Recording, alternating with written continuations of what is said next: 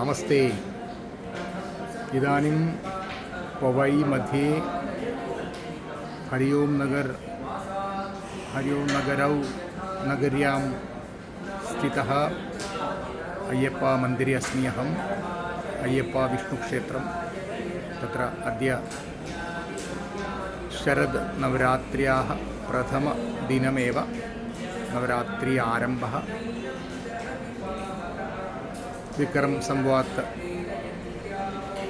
81-द्विसहस्रतमस्य वर्षस्य 24-द्विसहस्रतमस्य वर्षस्य आङ्ग्ल ग्रेगोरियन् दिनदर्शिका प्रकारेण अक्टोबर् मासस्य 3-दिनाङ्कः मा शैलपुत्र्याः कृते प्रथमनवरात्रिदिनाचरणम् अत्र बोम्मक्कुलु इति सज्जीकरणं कृतवन्तः। 7 सोपानानि सन्ति। तत्र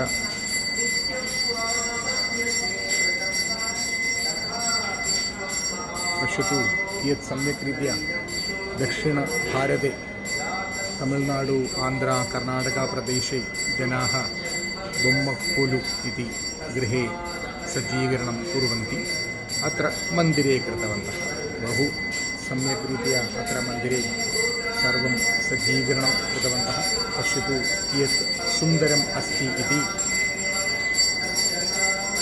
मन्दिरे अन्य पूजाः अपि भवन्ति इदानीं।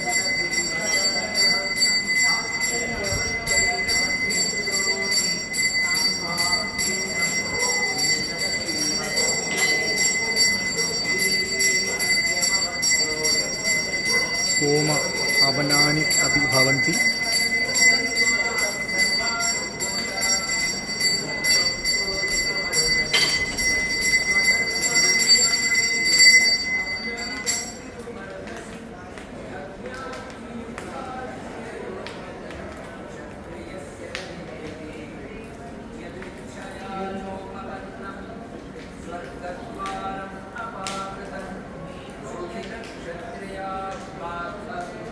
मन्दिरात् कानिचन दृश्यानि विशेषम् एतदेव अहं पूर्वम् उक्तवान्।